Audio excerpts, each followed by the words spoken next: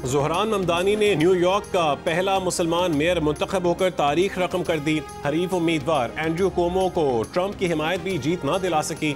ममदानी की पहली ही तकरीर में ट्रंप को ललकार। जीत के बाद हामियों से खिताब में कहा कि गौर से सुन लें, करप्शन के उस कल्चर का खात्मा करेंगे जिसने ट्रंप जैसे अरबपतियों के लिए टैक्स से बच निकलने और नाजायज छूट हासिल करने की इजाज़त दी। न्यूयॉर्क तारिकीन वतन का शहर रहेगा। ज़ोहरान ममदानी ने कहा है कि न्यूयॉर्क के शहरियों ने तब्दीली को वोट दिया, मौरूसी सियासत का खात्मा कर दिया, तारीख रकम कर दी, खौफ को शिकस्त और उम्मीद को फतह हुई। न्यूयॉर्क में इस्लामोफोबिया की कोई गुंजाइश नहीं। वो एक मुसलमान और डेमोक्रेट सोशलिस्ट है। एक ऐसी शहरी हुकूमत बनाएंगे जो सबके लिए फ़ायदेमंद होगी। टैक्सी ड्राइवर्स और नर्सिंग वर्किंग क्लास का शुक्रिया। हरीफ उम्मीदवार साबिक गवर्नर एंड्रू कोमो ने शिकस्त तस्लीम कर ली। जीत पर ज़ोहरान ममदानी को मुबारकबाद दी।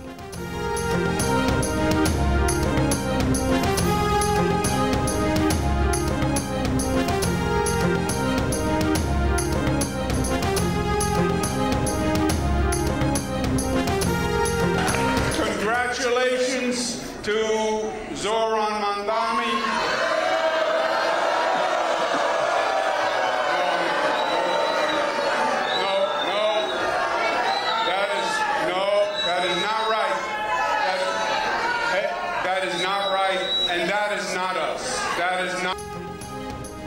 डेमोक्रेट सोशलिस्ट उम्मीदवार ज़ोहरान ममदानी तारीखी कामयाबी हासिल करके न्यूयॉर्क के पहले मुसलमान और कम उम्र तरीन मेयर बन गए।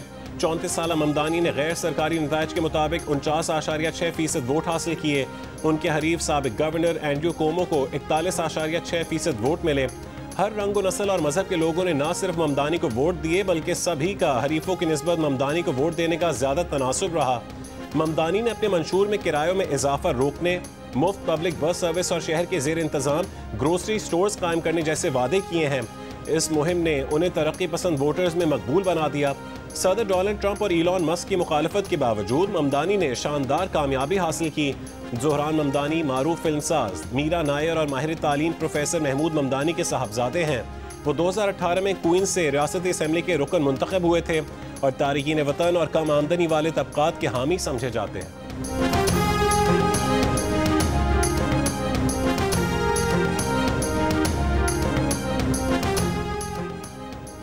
अमरीकी सदर ट्रंप को धचका, 4 अहम मार्कों में डेमोक्रेट्स की जीत। वर्जीनिया और न्यू जर्सी में गवर्नर के इलेक्शन में भी डेमोक्रेट्स कामयाब। एबिगेल स्पैनबर्गर वर्जीनिया की पहली खातून गवर्नर मुंतखब हो गईं। न्यू जर्सी में मिकी शेरिल पहली खातून डेमोक्रेट गवर्नर मुंतखब। वर्जीनिया में ही डेमोक्रेट पार्टी की उम्मीदवार गजाला हाशमी नायब गवर्नर का इलेक्शन जीत गईं। गजाला हाशमी पहली भारतीय निजात और पहली मुस्लिम नायब गवर्नर हैं। रियासत न्यू जर्सी के शहर जर्सी में मसअब अली मेयर का इलेक्शन लड़ रहे हैं। लाहौर में पैदा होने वाले मसअब अली सन 2000 में वालिदैन के साथ जर्सी सिटी मुंतकिल हुए। 9/11 के बाद मसअब के वालिद को नौकरी से निकाल दिया गया और उनकी टीचर वालिदा को हिजाब करने पर शदीद तासुब का निशाना बनाया गया।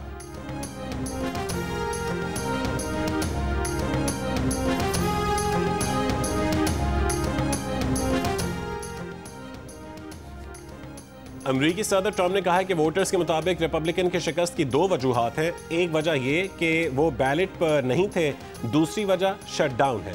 साबिक अमरीकी सदर ओबामा की तमाम डेमोक्रेटिक उम्मीदवारों को कामयाबी पर मुबारकबाद। कहा अभी बहुत सा काम बाकी है मगर मुस्तकबिल कुछ रोशन नजर आ रहा है। अमरीकी सदर डोनाल्ड ट्रंप ने 2026 के वस्त मुद्दती इंतखाबात से कबल बजरिया डाक वोटिंग और वोटिंग मशीनों के खात्मे के लिए एग्जीक्यूटिव ऑर्डर जारी करने का इंदिया दे दिया। कहा कि वो 2026 के वस्त मुद्दती इंतखाबात से पहले एक एग्जीक्यूटिव ऑर्डर जारी करेंगे जिसका मकसद इंतखाबात को शफाफ बनाना है। व्हाइट हाउस ने तस्दीक की है कि इंतखाबात के तरीक़ाकार पर मुमकिन एग्जीक्यूटिव ऑर्डर का जायजा लिया जा रहा है। सदर ट्रंप ने अपने ताज़ा बयान में दावा किया है कि बजरिया डाक वोटिंग गैर शफाफ, महंगी और मुतनाज़ है और उसके ज़रिए बड़े पैमाने पर धांधली मुमकिन होती है। अमरीका दुनिया का वाहिद मुल्क रह गया है जहाँ इस पैमाने पर मेल इन वोटिंग इस्तेमाल की जाती है, जबकि उनके मुताबिक दीगर ममालिक ने इसे इंतखाबी फ्रॉड के बायस तर्क कर दिया था। ट्रंप ने कहा है कि रियासतें वोटों की गिनती में वफाकी हुकूमत की एजेंट होती हैं और उन्हें वही करना चाहिए जो वफाकी हुकूमत मुल्की मफाद में ज़रूरी समझे।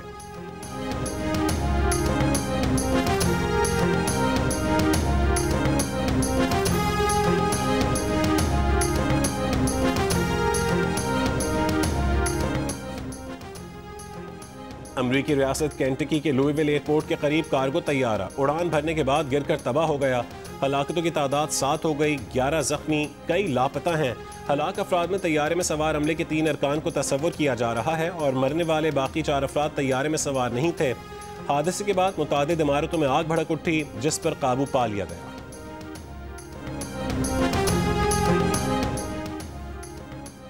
वफाकी वजीर खजाना मोहम्मद औरंगजेब का कहना है कि मईशत में निजी शोबे का किरदार बहुत अहम है। आलमी रेटिंग एजेंसी ने पाकिस्तान की मुआशी बेहतरी का एतराफ़ किया। दुनिया में मुआशी निज़ाम बेहतरी की तरफ गामजन है। कौमी आमदन बढ़ाने के लिए टैक्स नेट बढ़ाया है। 9 लाख नए फाइलर्स का इजाफा हुआ है। कराची में फ्यूचर समिट से खिताब में वजीर खजाना का कहना था कि कॉरपोरेट मुनाफा 9% बढ़ा है। आलमी सफारती कामयाबियों से फ़ायदा उठाने के लिए इकोसिस्टम फराहम करते रहेंगे। गूगल पाकिस्तान को एक्सपोर्ट हब बनाने का मंसूबा बनाना चाहता है। उन्होंने कहा कि पायदार मुआशी तरक्की के लिए ढांचा जाती इस्लाहात नागुज़ीर हैं। पाकिस्तान को बरामदात का मरकज़ बनाना है। डिजिटाइजेशन से मईशत में शफाफियत आएगी।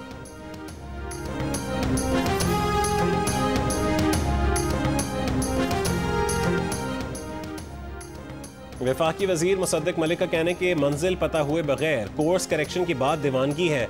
मुनासिब इलाज, तालीम और रोटी हमारा पोस्टल एड्रेस है। निजी शोबे की तेज़ तर तरक्की अहदाफ के हुसूल के लिए अहम है। कराची में फ्यूचर समिट से खिताब में कहा कि प्रोटेक्शन के सबब मुसाबकत ख़त्म और एक्सपोर्ट जमूद का शिकार है। महसूस होता है कि मुल्क सिर्फ अशराफिया के लिए बना है। गवर्नर KP फैसल करीम कुंडी का कहने के पब्लिक प्राइवेट सेक्टर को साथ चलना होगा। सुस्ती और काहली से निकल कर फुर्ती दिखाना होगी। वज़ीर आला सिंध मुराद अली शाह ने खिताब में कहा है कि कराची पाकिस्तान का मुआशी हब है। कारोबारी सरगर्मियों के लिए साजगार माहौल फराहम किया जा रहा है। सिंध हुकूमत पब्लिक प्राइवेट पार्टनरशिप को फरोग दे रही है।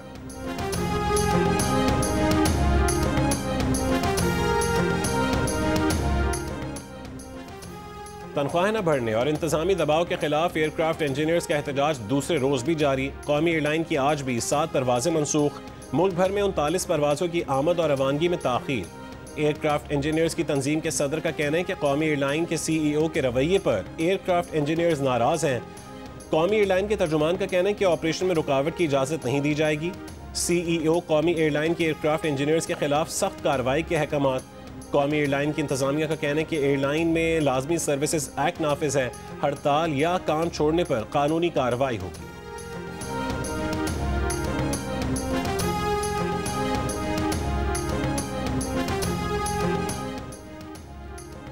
27वीं आईनी तरमीम का बिल जुमे को सेनेट इजलास में पेश किया जाएगा। आइंदा हफ्ते मंजूर किए जाने का इम्कान। कौमी असम्बली का इजलास आज शाम 5 बजे होगा। सेनेट में नायब वजीर आजम इसाक डार ने कहा कि पीपल्स पार्टी और नून लीग एक पॉइंट पर पहुंच गए हैं। दीगर इत्तेहादी जमातों MQM, ANP, BAP को भी एतमाद में लेंगे। बिलावल भुट्टो ने तरमीम पर जो लिखा उस पर बात हुई है। ये आईनी तरमीम हुकूमत की है, ये कहीं से पैराशूट नहीं हो रही।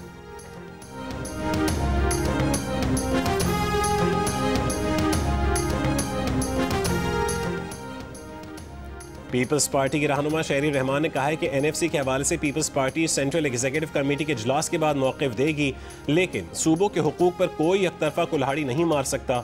जियो न्यूज़ के प्रोग्राम आज शाहजेब खानज़ादा के साथ में गुफ्तगू।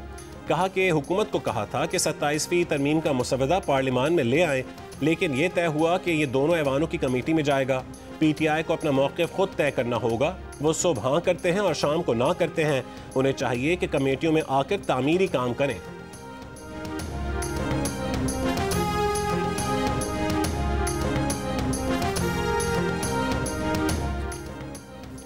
ऑपोजिशन का 27वीं आईनी तरमीम की मुखालफत का ऐलान। PTI के सेनेटर अली जफर ने कहा है कि ये तरमीम कहीं और से आ रही है। बताया जाए कि तरमीम कौन बना रहा है। PTI 27वीं तरमीम की मुखालफत करने वालों के साथ खड़ी होगी। असद कैसर का कहना है कि पीपल्स पार्टी भी इस टोपी ड्रामे में शरीक है। पार्लियामेंट में भरपूर एहतजाज रिकॉर्ड करवाएंगे।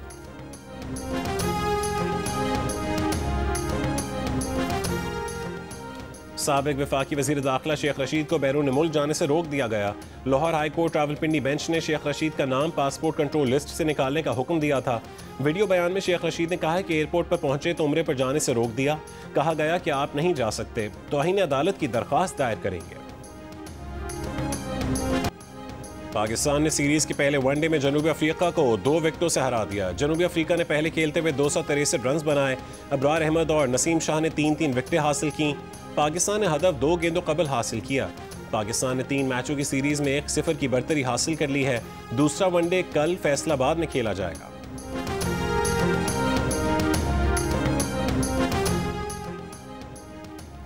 पंजाब में सैलाब से नुकसानात के तखमीने के लिए 4000 से ज़ायद देहात में सर्वे मुकम्मल कर लिया गया। सर्वे के मुताबिक 21 लाख एकड़ से ज़ायद ज़ेर आब ज़मीन में से 12 लाख एकड़ पर फसलें नुकसान ज़दा करार पाईं। सबसे ज़्यादा नुकसान चावल, गन्ना, कपास, चारा, बागात और सब्जियों को पहुँचा। वज़ीर ज़राअत पंजाब आशिक हुसैन किरमानी का कहना है कि गंदम की काश्त पिछले साल से ज़ायद रकबे पर होगी। 3500 रुपये मन गंदम किसान से हर सूरत खरीदी जाएगी।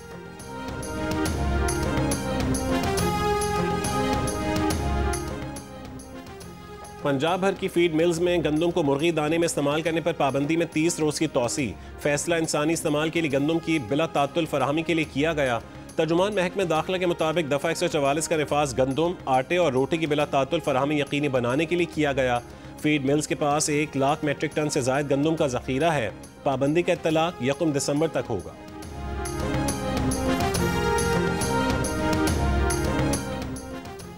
सिंध हाई कोर्ट का कोरियर कंपनी को सारिफ का गुमशुदा मोबाइल फ़ोन और जुर्माना अदा करने का हुक्म। अदालत ने निजी कोरियर कंपनी की कंज्यूमर कोर्ट के फैसले के खिलाफ अपील मुस्तरद कर दी। कंज्यूमर कोर्ट ने कोरियर कंपनी को सारिफ का मोबाइल फ़ोन गुम करने पर 45,000 रुपये जुर्माना किया था। वकील दरख्वास्त गुजार का कहना है कि सारिफ ने बजरिया courier company mobile phone Lahore भेजा था जो गुम हो गया था।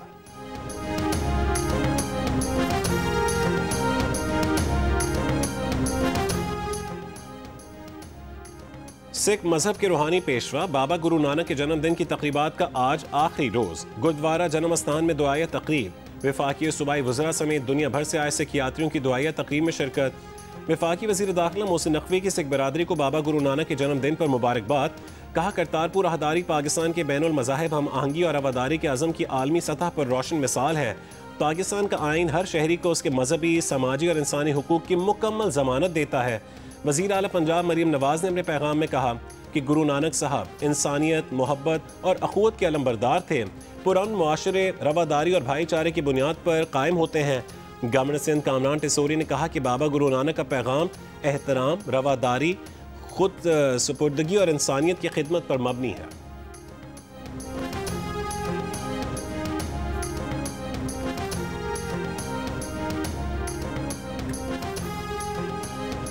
सुप्रीम कोर्ट कराची रजिस्ट्री के बाहर गुज्जर और औरंगी नाला मुतासरीन का दूसरे रोज भी एहतजाज। मुजाहिरीन की अदालत के बाहर शदीद नारेबाजी। मुजाहिरीन का कहना है कि सिंध हुकूमत ने मुतासरीन की आबादकारी का कोई इंतजाम नहीं किया। अदालती हुक्म के बावजूद भी नाला मुतासरीन 5 साल से बेघर हैं। मुजाहिरीन की अदालत से केस समाअत के लिए मुकर्रर करने की अपील।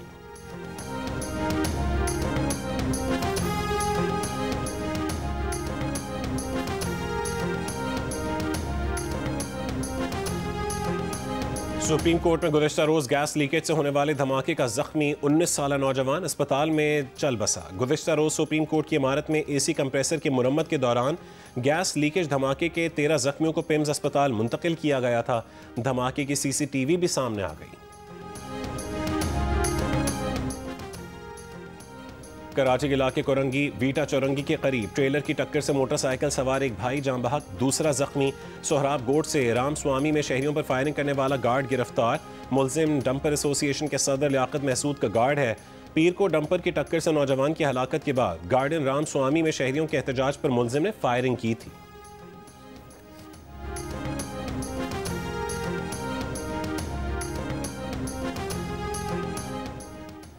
लाहौर में घरों में वारदातें करने वाले 2 पुलिस एहलकार गिरफ्तार। मुलजमान से लूटे गए जेवरात, नकदी और असलहा बरामद।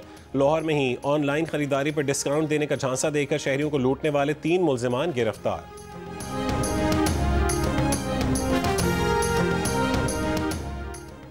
कराची के इलाके महमूदाबाद, नॉर्थ नाजमाबाद और इत्तेहाद टाउन में रेंजर्स की कार्रवाइयां। 3 मुलजमान गिरफ्तार। तर्जुमान के मुताबिक मुलजमान मोटरसाइकिल चोरी, मुनशियात फरोशी और डकैती में मुलव्विस हैं।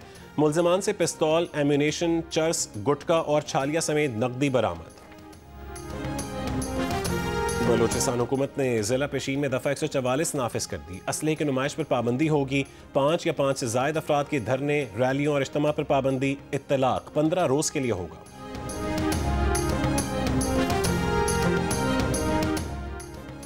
कोयटा में 6 बरस के बाद बल्दियाती इंतखाबात 28 दिसंबर को मुनक्किद होंगे।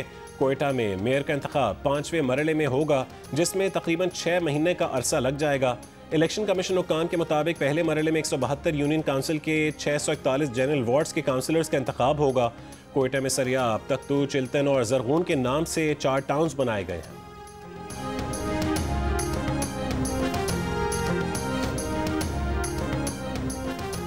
ब्रैडफोर्ड के 2 अफराद से मैनचेस्टर एयरपोर्ट पर 2 मिलियन पाउंड मालियत का सोना और जेवरात बरामद।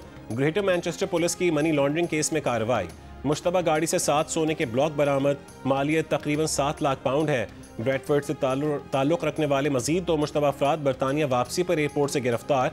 ब्रैडफोर्ड में घरों पर छापे, 60,000 पाउंड मालियत का सोना और 30,000 पाउंड की घड़ियां बरामद। थरपारकर के सरहदी इलाके नंगर पारकर में हिंदू बिरादरी का सालाना 3 रोज़ा मेला जारी। मुख्तलिफ शहरों से आए ज़ायरीन का कानूनझर में क़याम।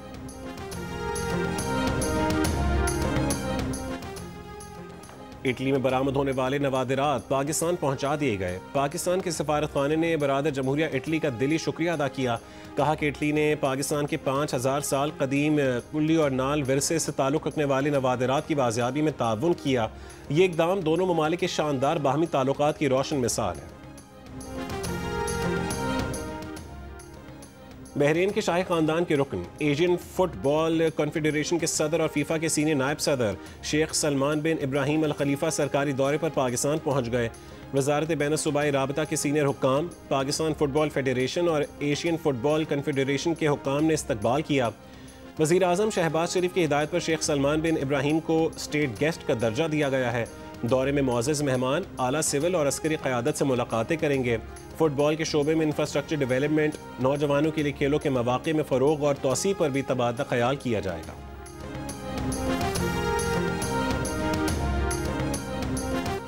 Pakistan cricket team Hong Kong 6 tournament में शिरकत के लिए हांगकॉन्ग पहुंच गई।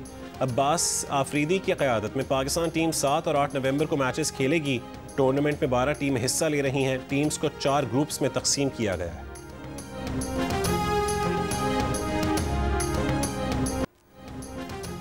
जियो और जंग के इश्तराक से कराची आर्ट्स काउंसिल में वर्ल्ड कल्चर फेस्टिवल जारी। आज भी वर्कशॉप्स, परफॉर्मेंसेज और मुख्तलिफ फिल्मों की स्क्रीनिंग की जाएगी। गुज़िश्ता रोज़ फेस्टिवल में यूरोपीय गुलकारा ने ओपरा पेश किया। पाकिस्तानी थिएटर प्ले फ्लर्ट्स भी पेश किया गया। क्या ये सच है कि आप चाहती थीं कि मिसाइल मेरे मुवक्किल कामरान हैदर के खिलाफ पुलिस केस ना करें? जी, ये बात सच है। अच्छा, तो बाद में आप भी इस प्लान का हिस्सा बन गई, ऐसा क्या? Objection your honour. मैं मान तो रहा हूँ कि मुझसे गलती हो गई, बहुत बड़ी गलती हो गई। साथ कुछ भी हो जाए, तुमने गुस्सा नहीं करना।